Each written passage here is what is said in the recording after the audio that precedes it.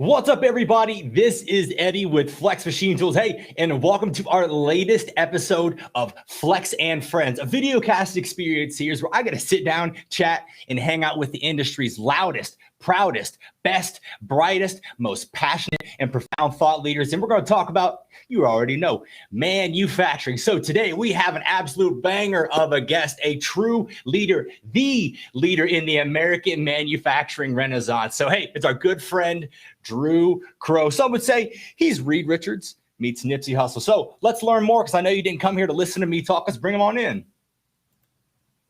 Oh, my man. Andrew Crowe is in the house. Yo, what up, my boy, man? I'm happy to be here, flexing on him. Oh, yeah, there he goes. It's been a long time coming, but I'm here now, baby. Thank you for having me. You are here, man, large and in charge, man, showing what's up. We're really so thankful to have you here. We've talked about it so much, and you're doing so many cool things. So we're really, really blessed to have your energy, your presence, and your passion here. And so many people are waiting to hear you talk. So I'm going to shut up here in a second. But first, man, let's get to know you. You obviously put a lot of really great content out there. You're very, very well known for what you're doing. Let's take a step back and let's get to know you personally and professionally. Who's this guy that they call Reed Richards meets Nipsey Hussle?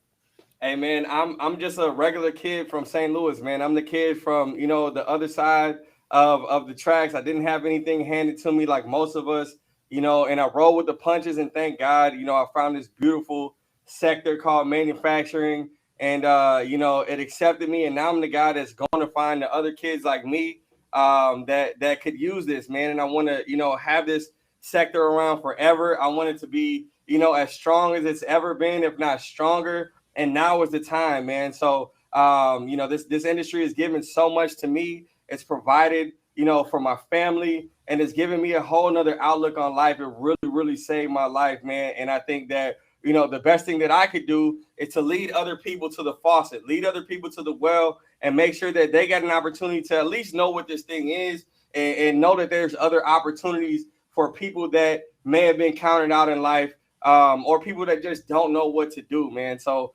I'm here. I'm on my soapbox, and I'm glad to be here, man. There you go. You stay on that soapbox. You make sure that mic stays turned up, man. So now that we've gotten to know you a little bit, obviously you're just a very dynamic, very ecstatic and enthusiastic human being. Your energy is just super, super infectious, and I really, really appreciate it. And then additionally, man, I don't want to say that we almost lost you by any means, but you're a recent COVID survivor, man. Like, what happened? Are you okay? Is everything good? What's up, man? So I'm an instructor. I'm a professor now, and at the same time, I've got a group called the Elevate Group, where we are finding the new leaders of manufacturing, and we're training them up, and we're aligning them with companies to get started and be working and start on their careers. So I do a whole lot, right? And I'm always in front of the people. And, I was blessed that when, the pandemic hit, there was no shutdown for me. Students still had to learn. The manufacturing career was still going forward. And there were still people that needed my help, figuring out what they wanted to do in life and get aligned with great companies and stuff. So I didn't get to take a break, right? And although I took care of all the precautions and I did all the things that they say to do, somehow it still caught me, and it took me down, man. It had me out for about a month and a half, really. And I still kind of feel some of the side effects of it. I'm not as energetic as I usually am. But it definitely was something that made me look at life in the world in a different view, and really appreciate this chance that we have, to really push. And we're in a place where COVID changed the world, not just our lives, right? Mm-hmm. And I've been seeing a lot of trends that because of COVID are kind of helping our industry and bringing more people to our industry. And, I don't like to talk about myself a lot. But I see a lot of people that are later in life, and they're reaching out to me via DM, via inbox, or pulling up on me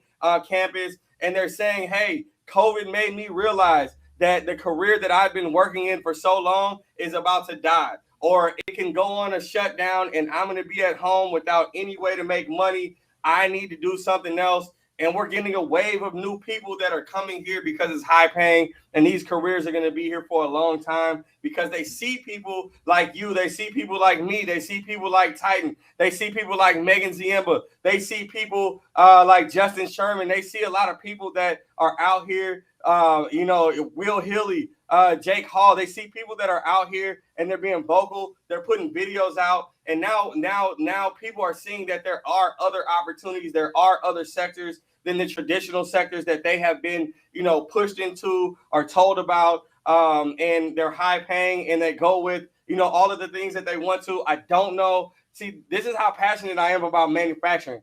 I bleed it, I breathe it. We were just talking about me surviving COVID, and now we're here talking about getting more people lined up with jobs. That's why I love, what I do, man. So, manufacturing saved my life 2 times. So, it saved me from the streets, and it saved me from COVID because it gave me something, to make sure that I got back to.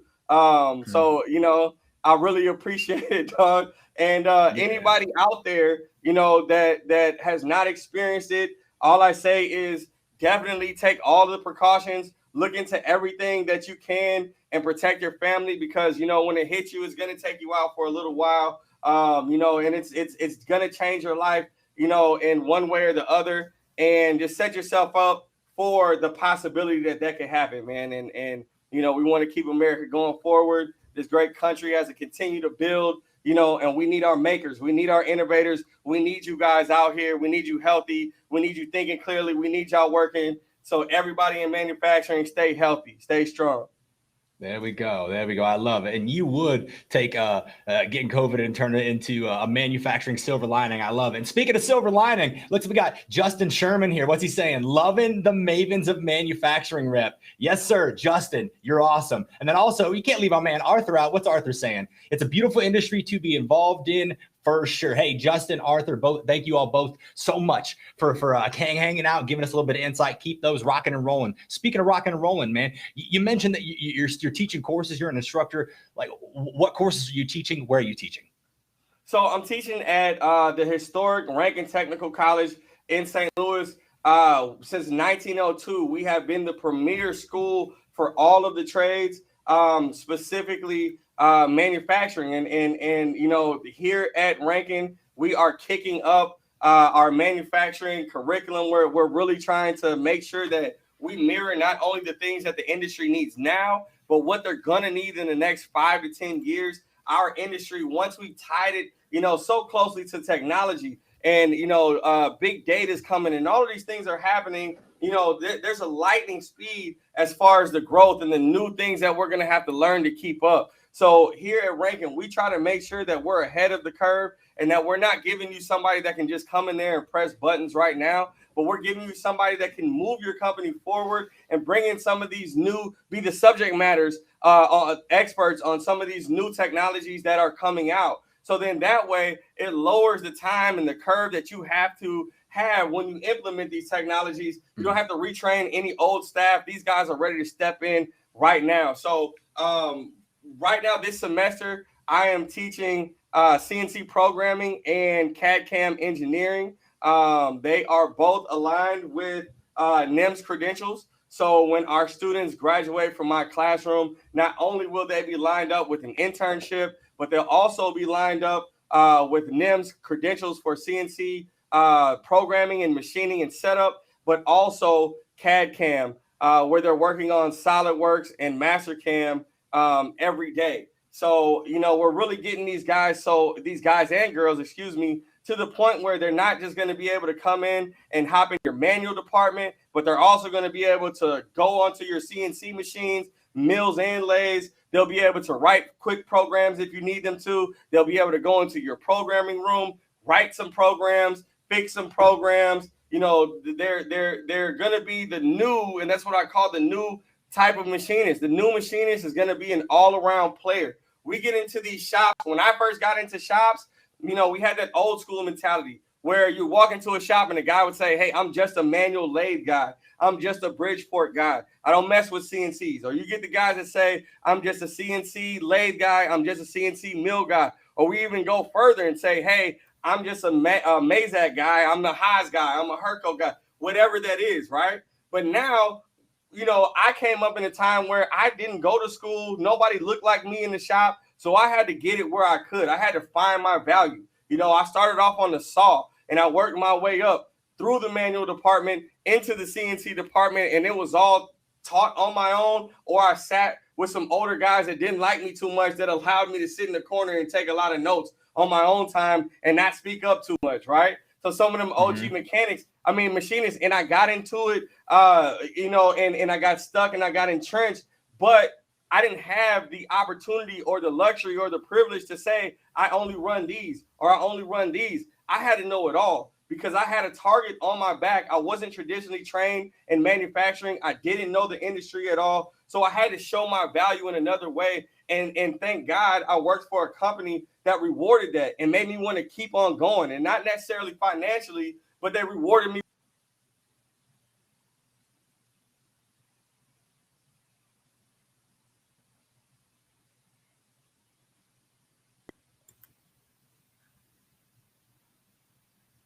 Right on, man. No worries. I think we lost you for a second, but hey, I love that. One thing, let's pull something up. We got love here. What is this here? We've got Nicole. Hey, Nicole, thank you so much. You're an absolute gem. I love hearing about how you're making a difference in the future of manufacturing. A true leader. True leader. Oh, and we can't leave Will out.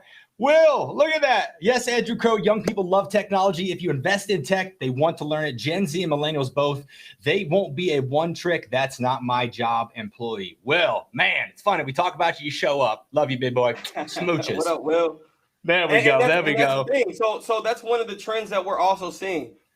I see the disconnect between the generations in the manufacturing industry. When I first got into the industry 12 years ago, there was a lot of rumbling about automation and robots and how they were going to take their jobs, right? Because a lot of the people in the shop grew up at a time where computers were not everywhere. They're not, you know, powerful computers in every phone that we have. They didn't have them in their cars. They didn't have them like this, so it was a threat. And it was like, oh my goodness, you know, this is my security. These computers are going to come in and take away my security. These robots are going to come in and take away my job. These young people that know these computers and grew up with these computers are going to take my job. So, you know, there's shops and there's people that started shunning this new technology because they were in fear of losing their security, right?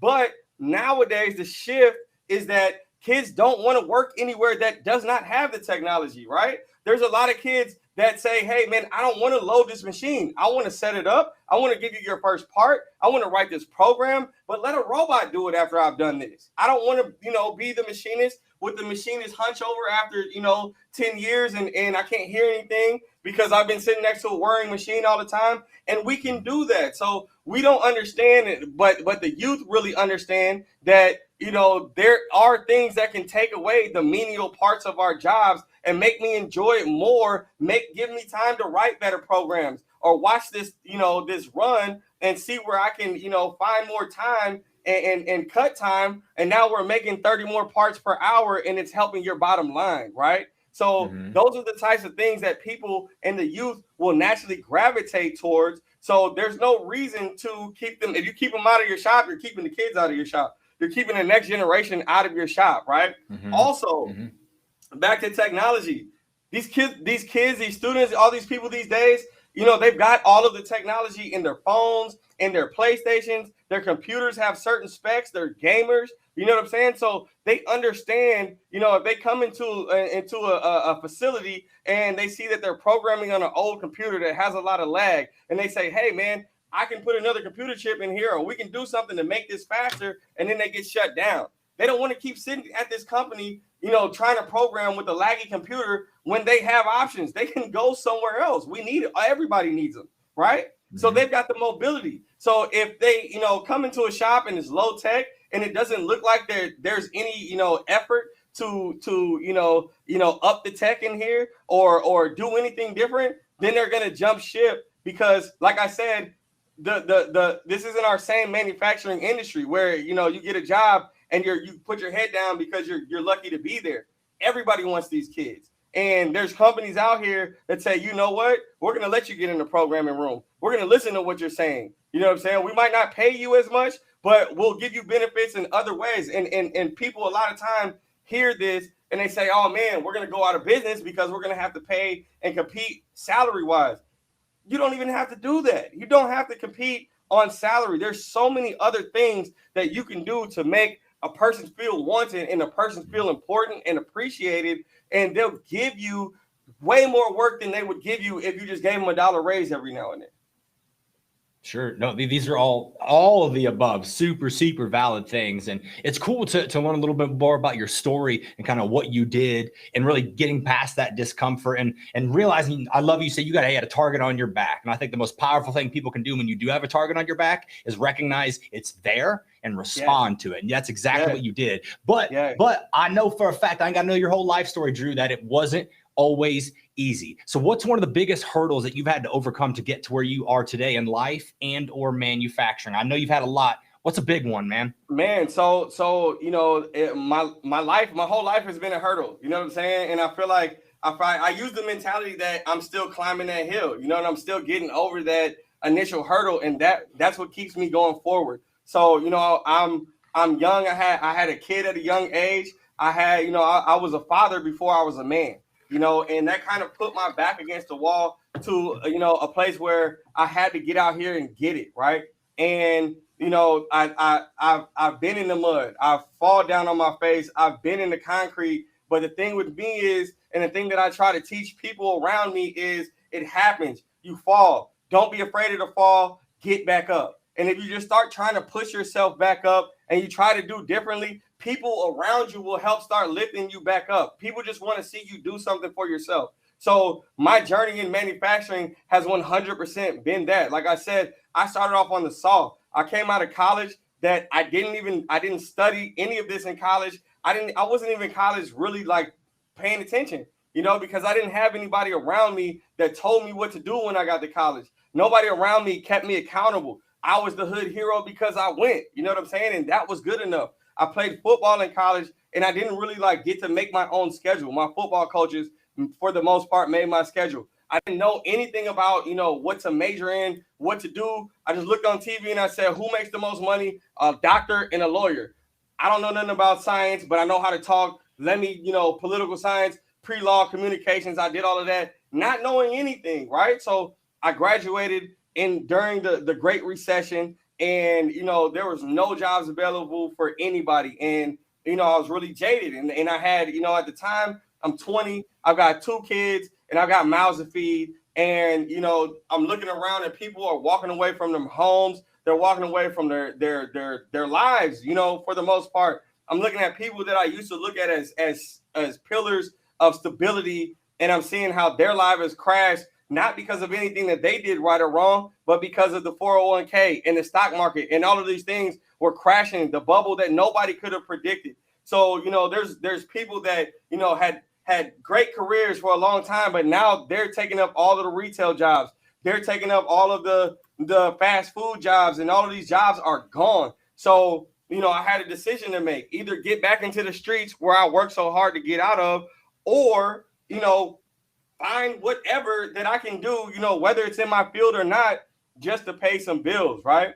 And by you know, grace of God and luck, and like I said, me trying to push myself up and being vocal and saying, yo, I don't know what to do. I don't want to get back in these streets. A person came to me that worked in the shop, and she said, hey, if you can come in and interview and you can pass the interview, I know you're a smart guy, you know, I can get you in this shop, but it's going to be a lowly job. It's probably beneath you, you know, and, you know, pretty much saying that the job wasn't for me. But, you know, with my ears and me being from the mud and being from the dirt, you know, all I heard was they're going to pay me. You know what I'm saying? And I heard that it was legal. So, you know, I didn't want to spend time away from my kids in jail for anything stupid. You know, I know that my kids need me. I didn't have a dad growing up, so it was important for me to be a father. So that I took it, right? I went in, a man named Donnie Ogle. Donnie, if you're out there, thank you so much for taking a chance on me. But I was a whole lot less polished than I am right now. And I was just hungry. My kids were hungry. I had to do something, and I needed some integrity. I wanted to be a person that people could look at and say, you know what, he's going to work every day. This is a good man. You know what I'm saying? And intrinsically, that's what I wanted, right? So I went in there. I did the interview. Donnie took a chance on me. And first day of work, I worked overnight. cutting up material and bringing them to each station with the job traveler for the next day. And I would work overnight, and I was by myself, and I learned the CNC, the saw. I just knew enough to cut, a 1/4 inch over whatever the material needed to be to stick in the chuck.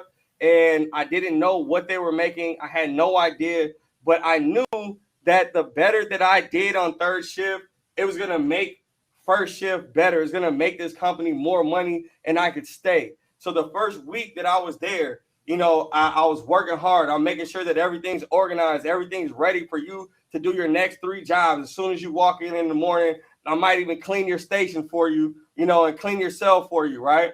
And, that was putting deposits in the bank of my future without me knowing, right?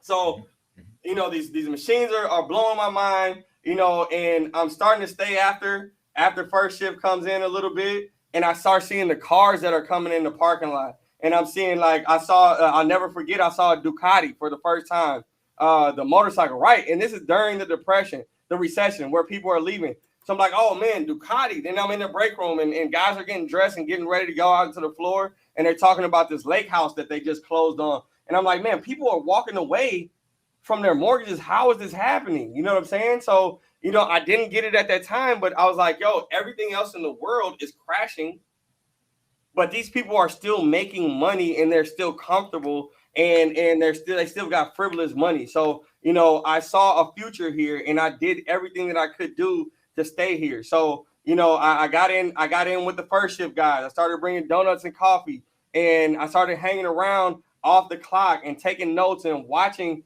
and asking questions when I could. I wasn't always getting answers, and I know I was a pest, right? But another thing, while I was doing it, I understood that, I started looking around. There were no women. There were no, Black people. There were no people of color at all. And I was like, this can't be right. Like there's so many people in society that could benefit from this, and everybody should know about this. You know what I'm saying? It's like when you experience something great for the first time, everybody should know about this. And that was just who I was, right? And I started going back home, and I started seeing the people with nothing, but they wanted something, and they were trying to just figure out a way. So I started telling people about manufacturing. Hey, look, man, this is a job. It's paying, and I started building that bridge, and I started being that bridge with no extra pay. Nobody asked me to do it.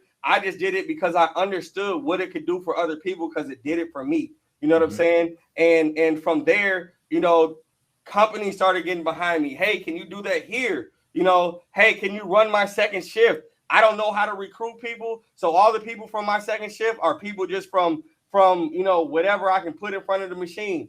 But you know how to talk to people. You know how to relate to people that aren't of this field. You can know how to speak the language and relay it back to us. So go do that for us, please. And then I started running the second shifts, and they gave me that responsibility. And because I knew that I was important, I'm working places that are making things for Department of Defense. I'm making, all type of different things that pushes the country forward. It's protecting our great country. It's keeping our troops alive, So I started feeling like, I got purpose here. You know what I'm saying? And not just here, but in the world and in the United States. And intrinsically, that's all we want, especially in the hood or in the trailer park or wherever we are. Intrinsically, all we want to do is be able to put a roof over our head, put food in our stomachs, and take good care of our children. You know what I'm saying? And unfortunately, a lot of the times we only are aware of the opportunities that exist or that are put in front of us.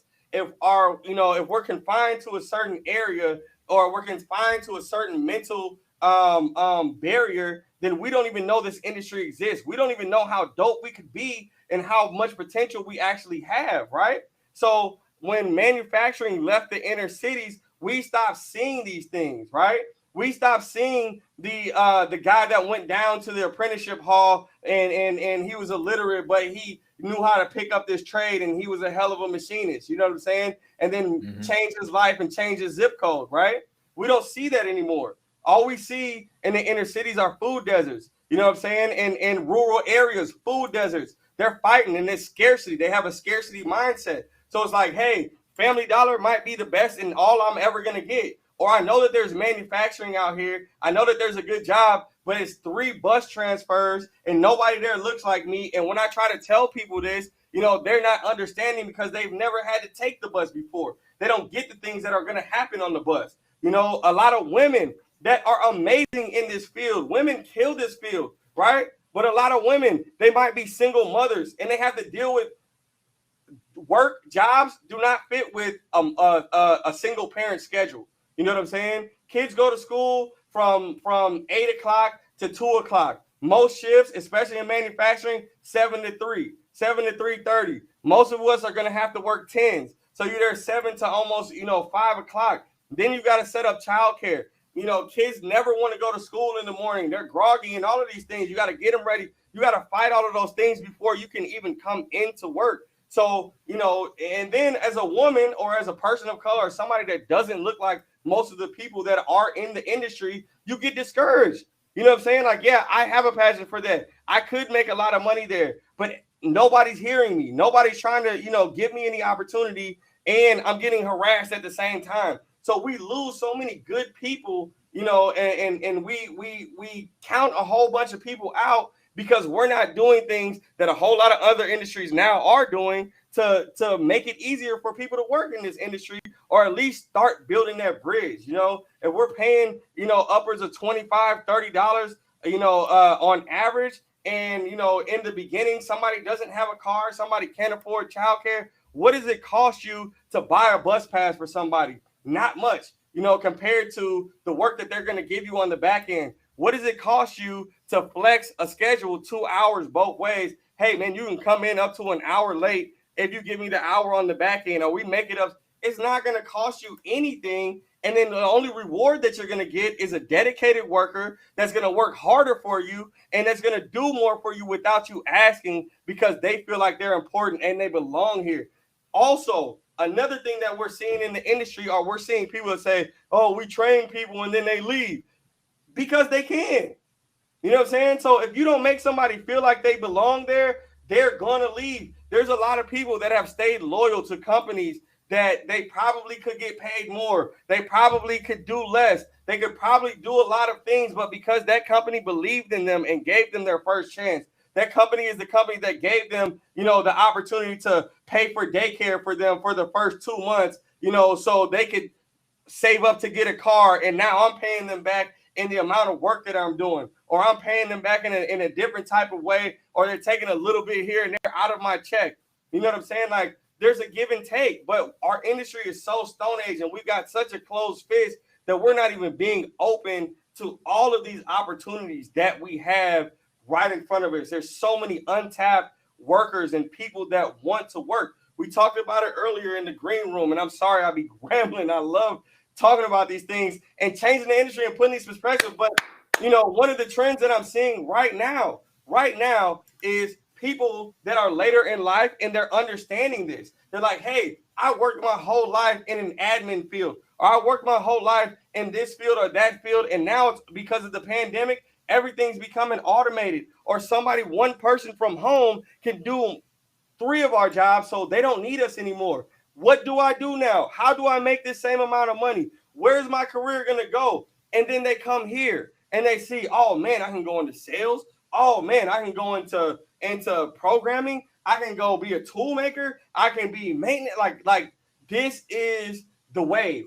Not only that, go into technology. With technology, every single thing starts out, and the barrier of entry to new technology is super expensive. And, a lot of times, like VCRs back in the day, cell phones back in the day are big, they're bulky. Nobody could afford these things. Nobody can make any, you had to be rich to have it. You know what I'm saying? And you had to have room to have it. Same thing with machining, 3D printing. You can get a pocket NC and make 4+1, but it's still like 5th axis. You know what I'm saying? You can afford a used machine now that is powerful enough and small enough to go into your garage.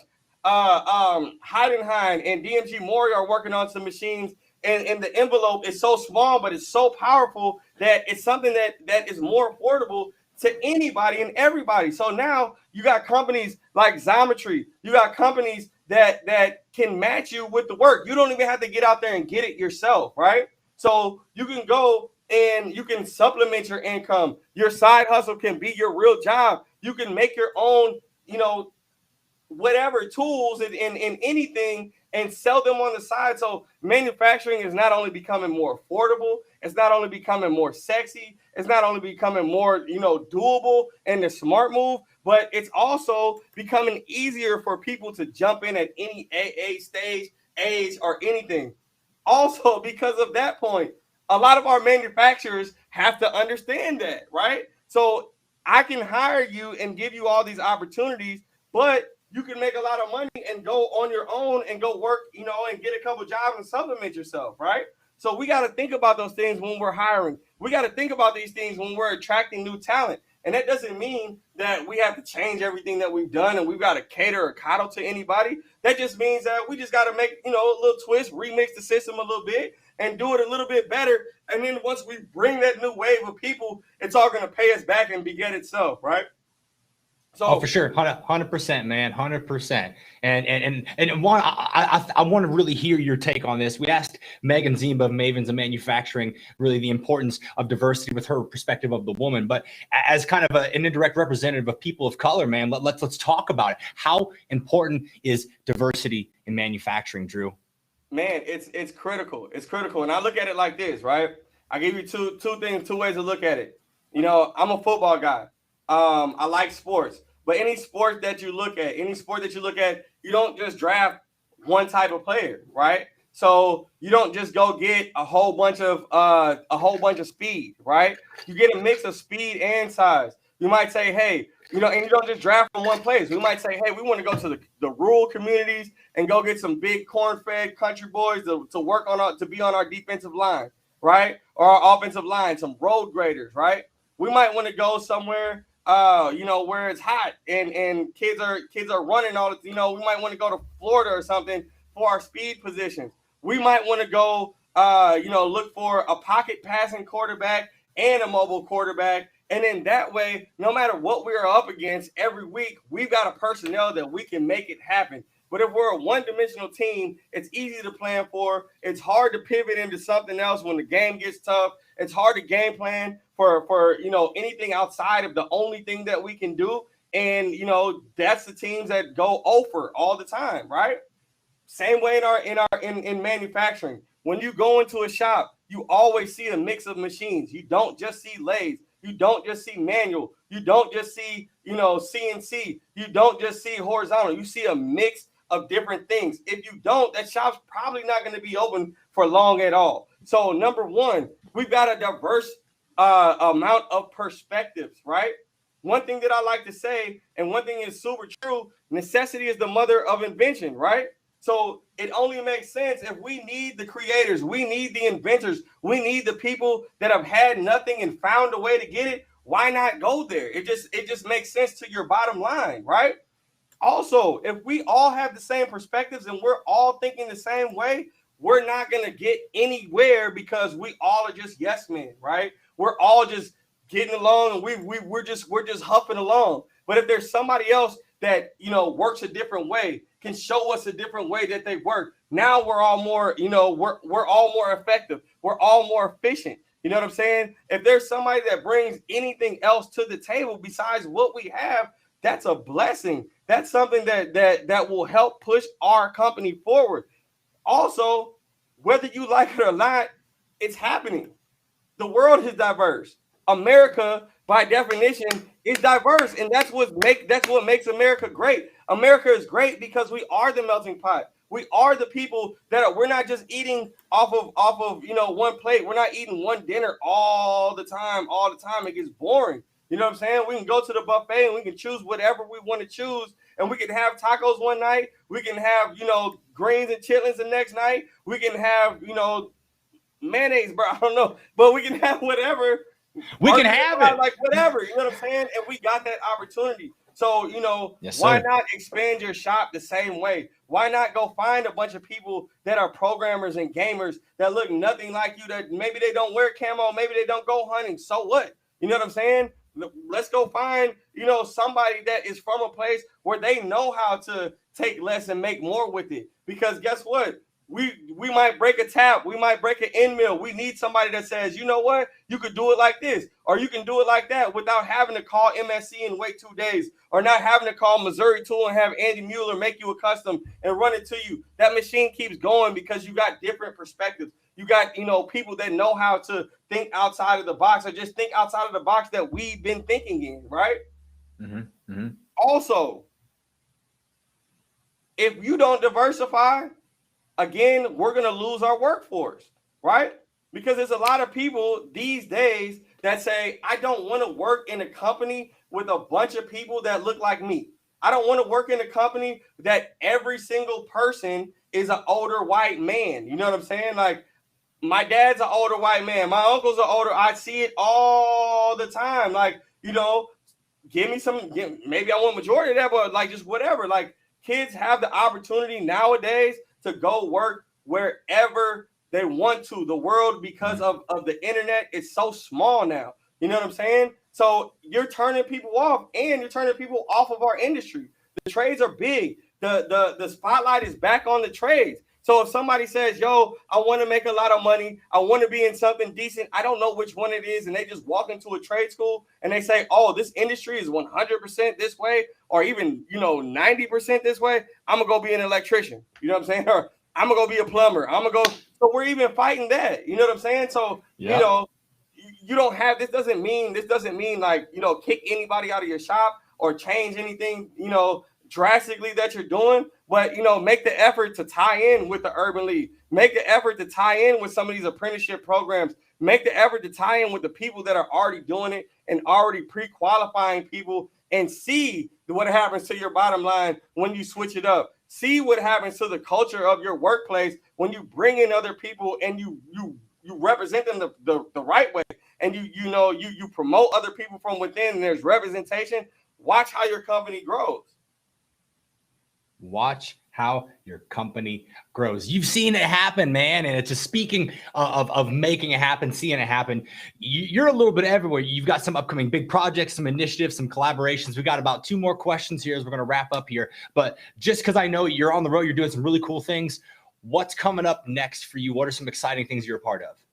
So all October, I'm going to be on the road. Well, let me rewind it. A little bit.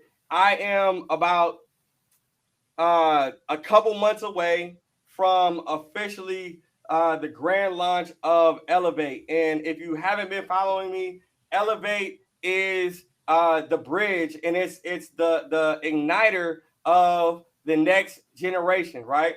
Right now, I'm in St. Louis, Missouri. This is where I'm from. This is where I grew up at. And we've got a high murder rate. We've got a high joblessness rate with the youth. We've got a high rate of just hopelessness, man. And this is not the only city that's like this. Detroit's the same way. Chicago's the same way. Most of our major metropolitan areas are like this. Manufacturing, number one, offers you integrity. It's a good job that pays a lot of money, more than, the Family Dollars or the retail places or the food places, right? And once you get into one of these jobs, you have to be there. It's a taxing job on your mind. It's something where you can be creative, you can be inventive, and you can feel like you're doing something in America and you matter, right? So if we introduce these things back into the inner cities, that's going to change the dynamic of the inner city. It shows that it lowers the crime rate. It obviously ups the job rate, because every one job in our field begets 7 to 12 in auxiliary fields to support it, right?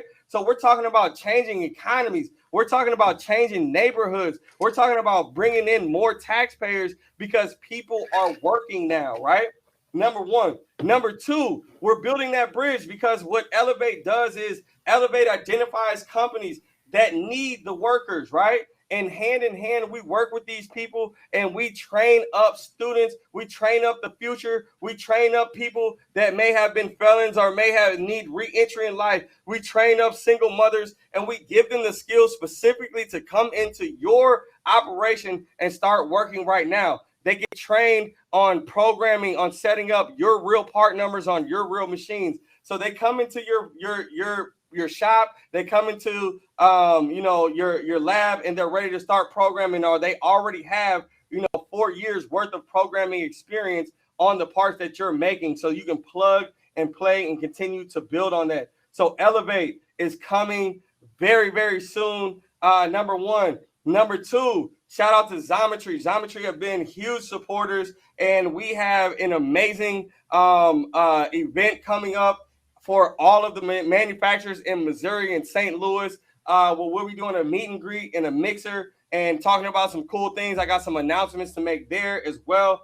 That's early October. After that, I am teaming up with Generator, and there's a conference for that. I can't think of the name on top of my head, but shout out to Generator. Shout out to Indiana Development Corporation. We'll be there. We'll be lighting a fire. We'll be getting in front of a lot of startups and manufacturing companies and showing them real ways to go ahead and tie that bridge and introducing them to the youth. Another one I'm excited about is I'll be at the Top Shop Expo, Modern Machine Shop. If you guys had the opportunity to hear me on their docuseries, it was an amazing thing to be a part of, Made in USA. But we'll have a live panel with some of the gentlemen that I was on that audio documentary with, and we'll be able to be in front of the people, the real panel, back and forth. That's where I thrive at. I get in front of the people. I love doing this. Digital is awesome. But like I said, I'm from the mud. I like to get out with the people. I want to hear real stories. I want to get real questions. Challenge me. I'm there for that. And I know a lot of things that I say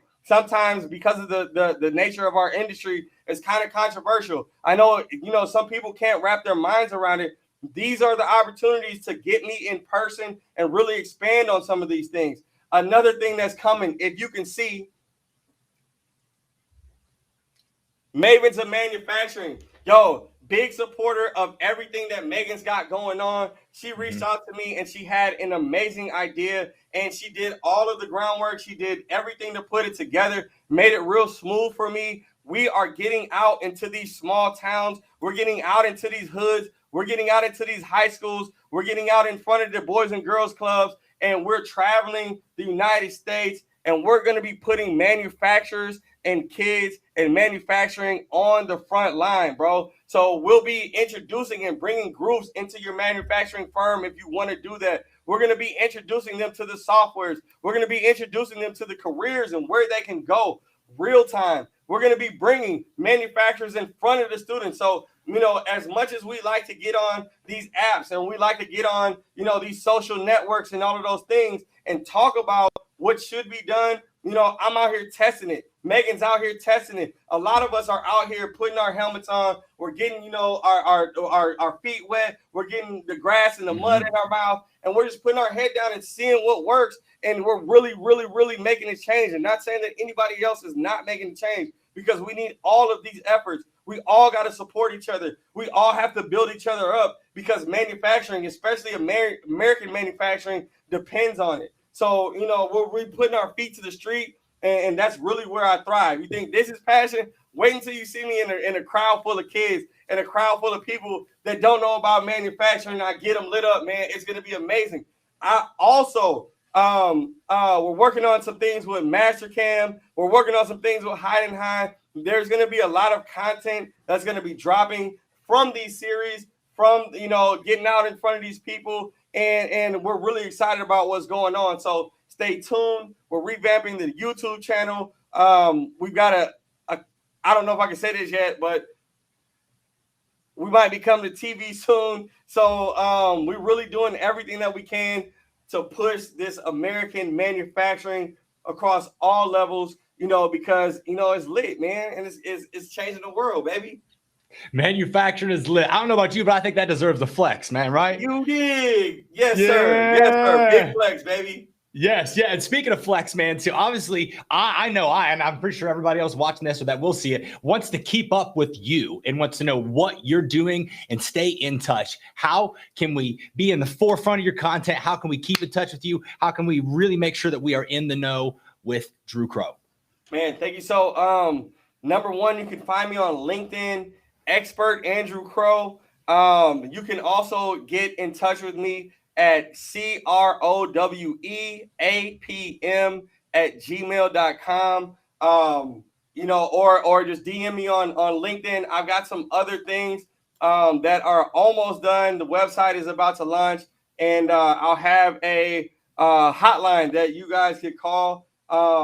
But I will say, please be gracious and allow me some time to get back with you guys, because, you know, thank God there's a lot of people that want to get behind this, man. Manufacturing and manufacturers are really trying to do a lot to get in front of the people, you know, and I think everybody in our sector and industry is starting to understand how important things like this are and efforts like this are. So, you know, I'm overwhelmed by the positive support that I'm getting, but I am getting flooded. So if there's anything that you do send me, just give me the grace and the time to get you back, because like I said, I'm also a mentor, I'm a speaker, I'm a professor, and, you know, I'm a dad too, you know. So you know, time is of the essence, but, you know, there's so much positivity, there's so much good energy behind what's going on. There are so many amazing brands and companies that understand how important this mission is, not only to America, but manufacturing, period, on a global scale. And, you know, everybody's been so gracious to get behind it and want to do everything that they can help. And I'm just trying to sort it all out. Absolutely. And I can attest, he will get back with you. He will get back with you. I promise. Right. Yeah. So Drew, just all the amazing things that I expected to happen out of this conversation happened. And then you provided even more, which is just nothing short of amazing. And for everybody watching here live or checking this out post when we share it, great content. Make sure you hit him up. He's giving you just direct email. Like, that's how much this dude cares and wants to talk to you. Also check him out on LinkedIn. Great, amazing content. And he'll be doing lots of speaking here in the near future. So not only do we appreciate each and every one of you watching today, we appreciate you, Drew, and also following this. Check out flexmachinetools.com. We got a lot of amazing things, more so our YouTube. We're on LinkedIn. We're on Facebook, Instagram. Heck, dude, we're even messing around on TikTok. So again, we appreciate each and every one of you. Drew, you are a gentleman and a scholar and the true leader of the new American manufacturing renaissance. So that has been our episode today. We thank you all. Hey, for the time being, you all stay awesome, stay flexing, and we'll surely see you next time.